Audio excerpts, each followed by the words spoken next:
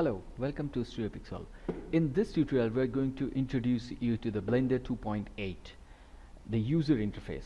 Now, as everybody was, we were also very excited about this Blender development, and to be very honestly, this has actually touched the expectation of us. So we are also very excited about this development, and though it's still in the beta version, I think that this is something where you can start exploring this stuff inside the Blender and also get to know about the differences and the new things that actually came up, so that you won't be fall behind too much when it will be a official release on most probably in July, what we have heard from the foundation. Okay, so whenever you start Blender beta, this will be the user interface that you are going to get right now. So now I'll start with this a little pop-up message, because this is very important. Here you can easily see that you can load the 2.79 settings also, or you can save your nice settings, and there's a pretty much shortcut things they have actually saved.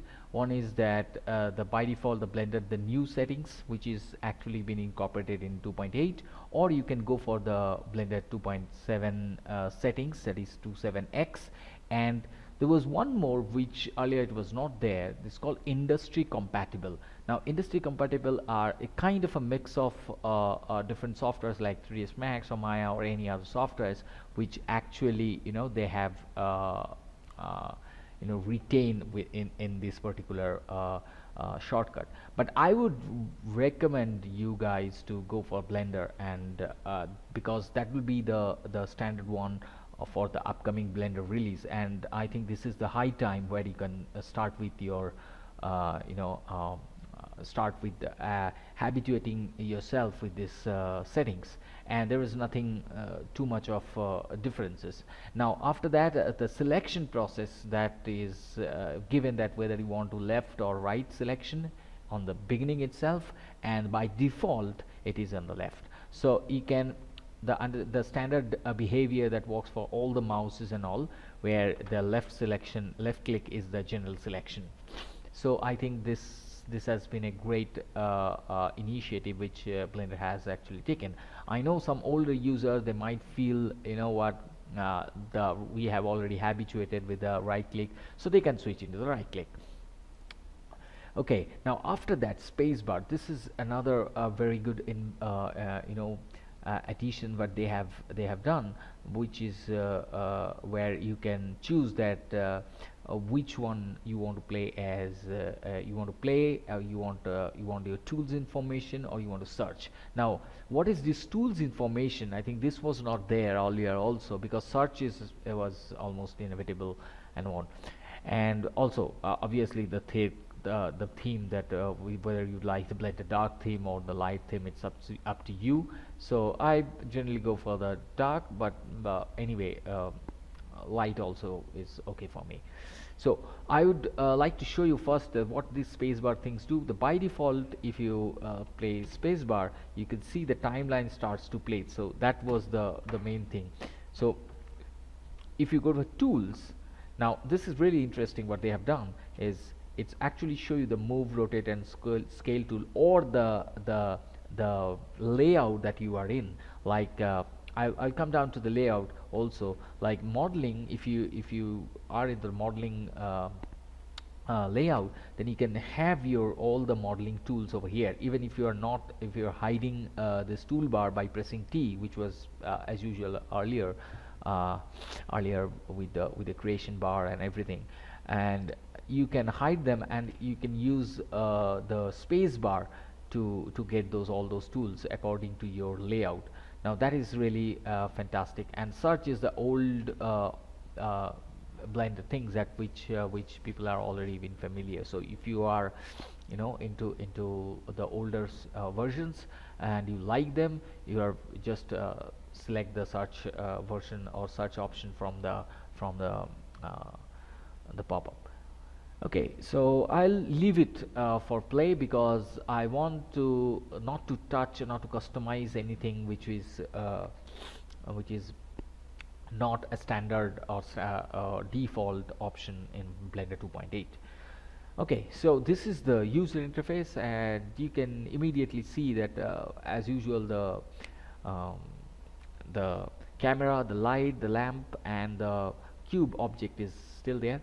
Which is the most interesting thing is now you can drag and select them. You don't have to go for a press B for box selection. Now if you are into and over sorry, but the box selection is has a very interesting update that I will come very soon. But this is something which is really nice. You can drag, and which is absolutely very standard. Any software that you open up in 3D application, they can immediately jump in and start selecting and objects and all. And also you don't have to click somewhere else to you just have to click somewhere else to deselect them. You don't have to press A two times to make them deselect and all. Okay, so for the navigation, I will start with the navigation. It's all old one, middle mouse drag, and you can immediately can rotate the the entire viewport. You can press shift and middle mouse and the scroll as usual, and also control alt control middle mouse. You can actually drag in and out for the zoom in and zoom out. So right click will remain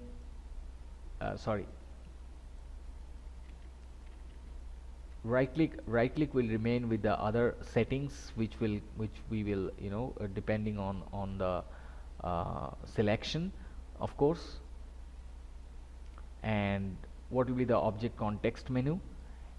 But before that, I will first I will show you that what are the tools and settings that has been changed in 2.8. So left hand side, this toolbar is all depending on the layout that you are in. The by default is in the normal standard layout, active workspace.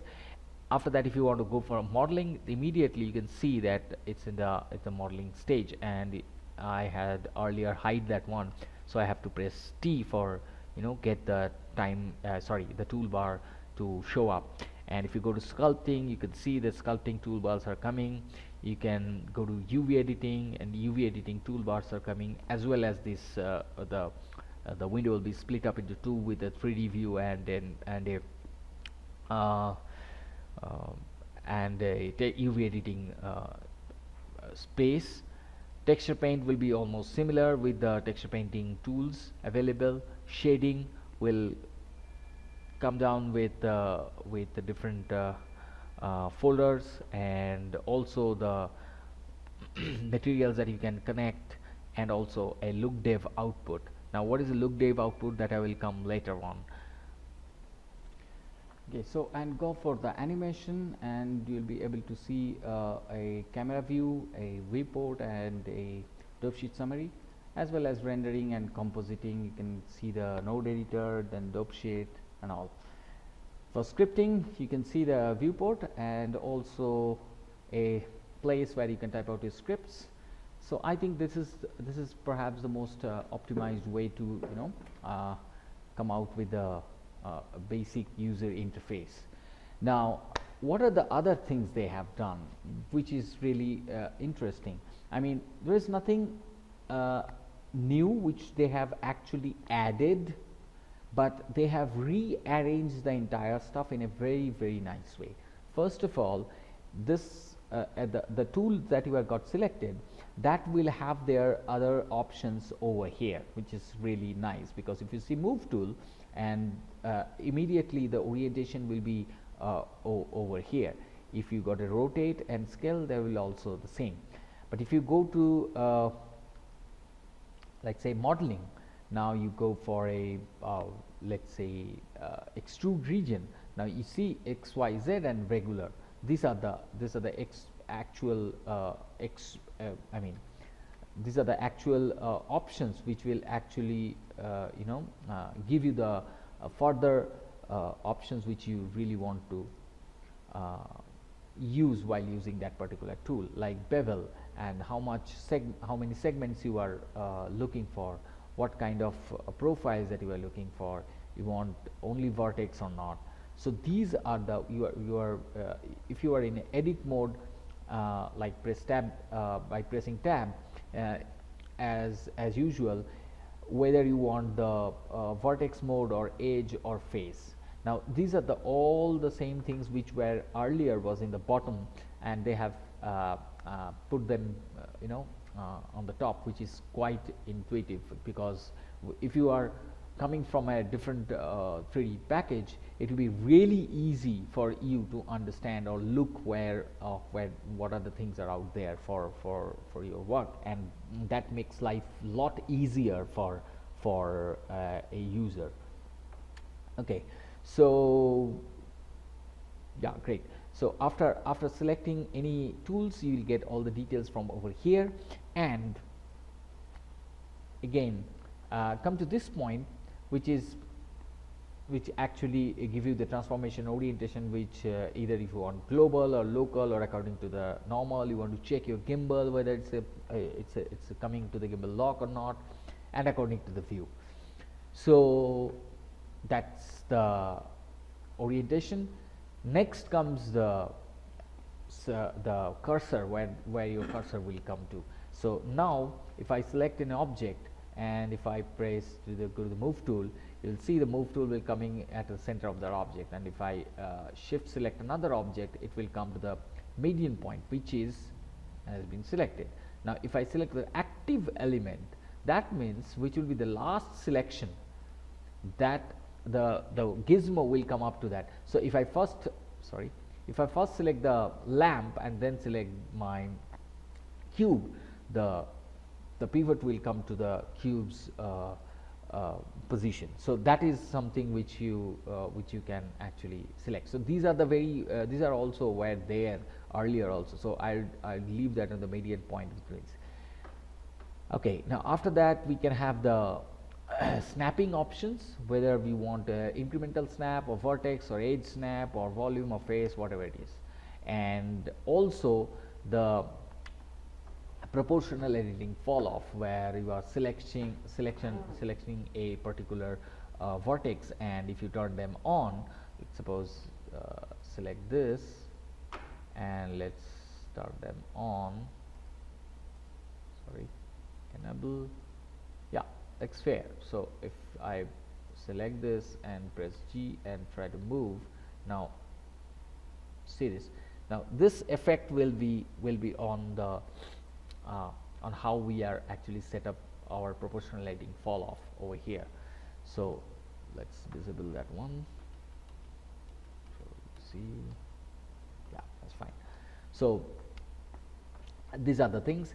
Now let's come to the right hand side of the window, where we can actually see that the types of object types visibility, where we want selection to be off of a speaker or camera. Let's suppose I don't want to select my camera, whatever the camera works are, so I can turn that selection off, but it will be visible. But if I turn off the visibility, it will go off from my viewport.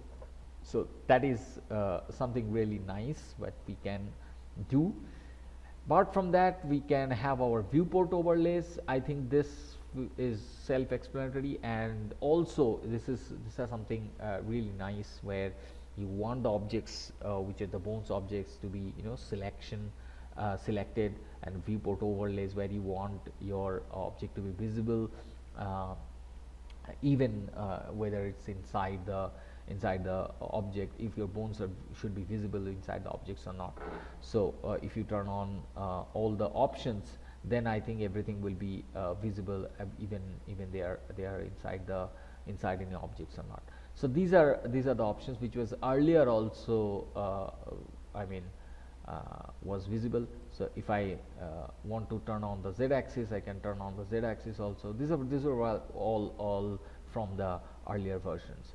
Now one thing, I can turn on this X-ray mode from here now, and also from my wireframe mode, my solid, look development, and also the rendered, which will be done through Eevee.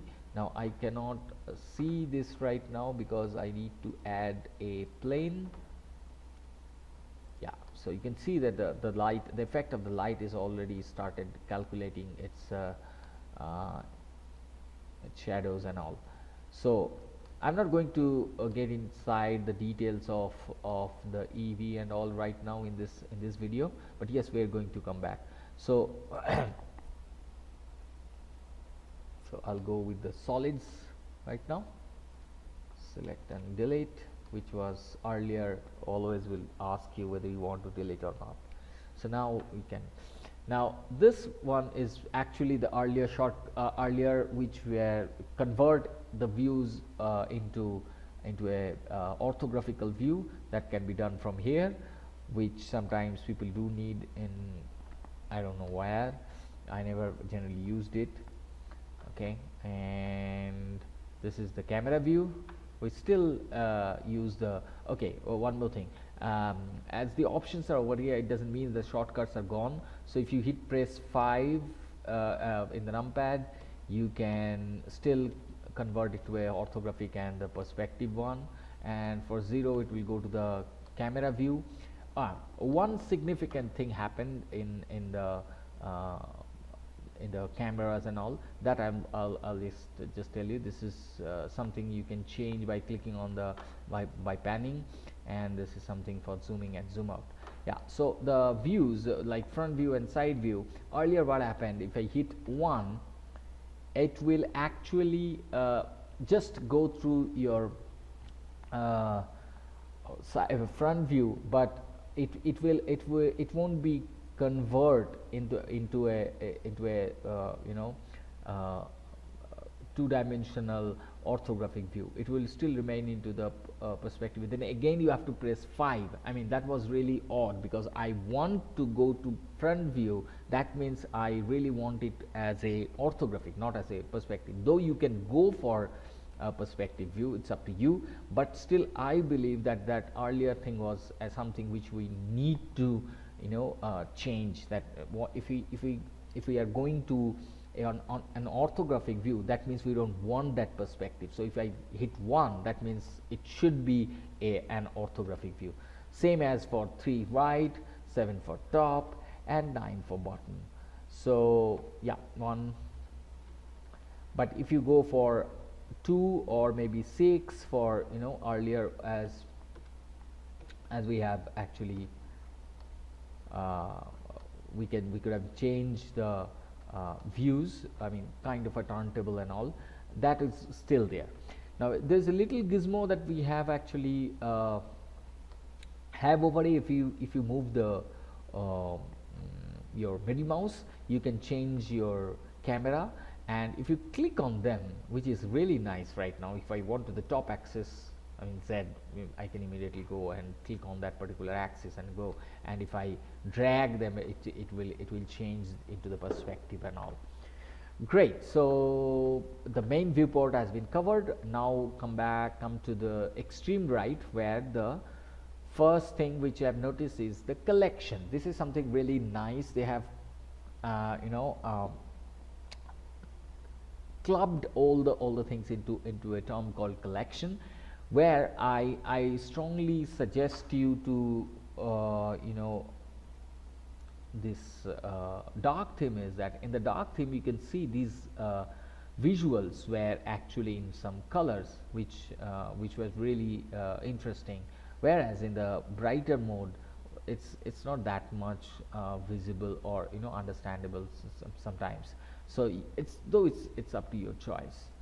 Okay, great. So now these are the collection. Now what is the collection? Collection is certain sort of group where you can actually put them together inside. Like this is something I want as a group, and I don't want to be rendered.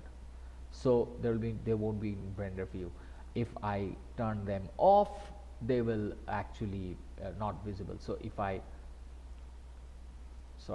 created collection under collection, which will now I have another collection and I add one cube, I add one, let's say, light, right, and I add one more camera, great. Okay, so now these three objects are in my collection 2, which is visible, which I can turn off and then turn on my collection 1, which have a different. So this is something really interesting when you have something where you want to compare the sizes, or maybe you want to compare the looks of certain stuff, or you want to compare two models, or you just want to manage your stuff where you are having a lot of objects inside one. Let's suppose you want an entire living room objects in terms of a scene where you want them together and just put them into a collection, and you just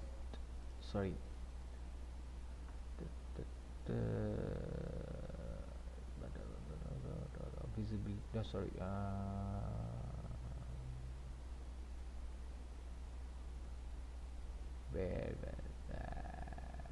yeah, select objects. So even if you are turning them on and select objects, that means what will happen, it will select those objects which are into that collections. So that is something really handy when you are actually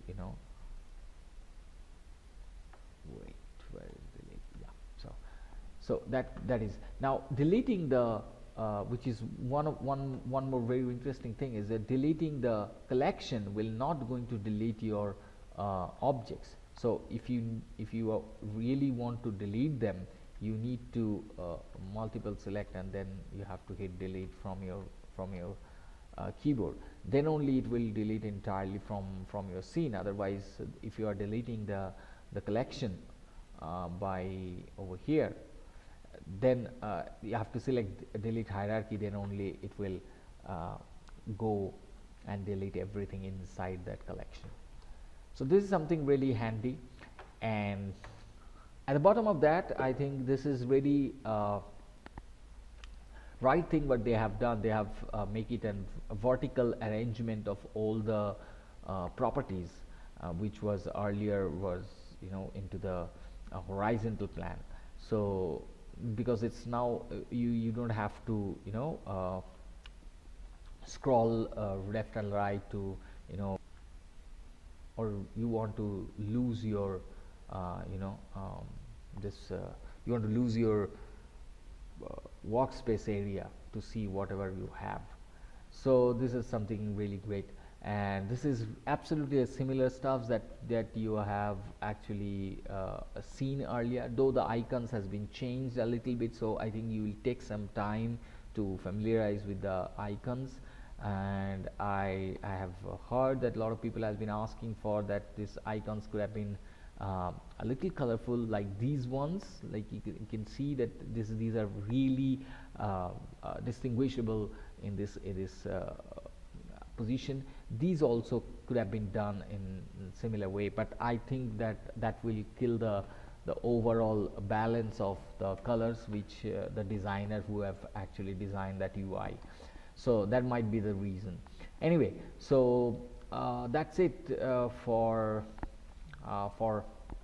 the overall of this Blender 2.8 intro. So I think for this video, this is enough to start with, to know where the things are actually there. Like if I select that and go to the the scene, I can go to the dimensions where actually I can see the output, and also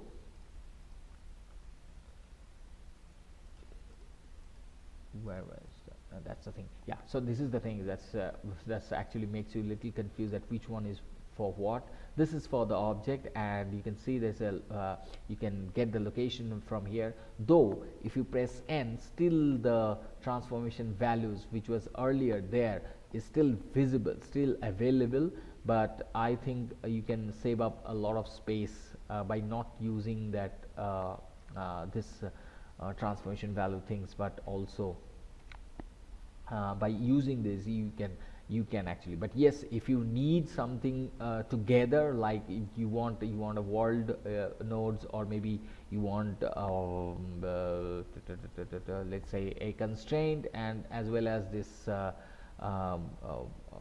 the transformation nodes, you can use them both. So this is really handy, which can be useful for you. Okay, so this is it for this particular video. We'll be jumping to the next video into the modeling tools which are there, and we'll create something really cool stuff into the next video. Thank you very much. I hope you enjoy this, and please subscribe to YouTube channel and follow us in Twitter and Facebook. Thank you.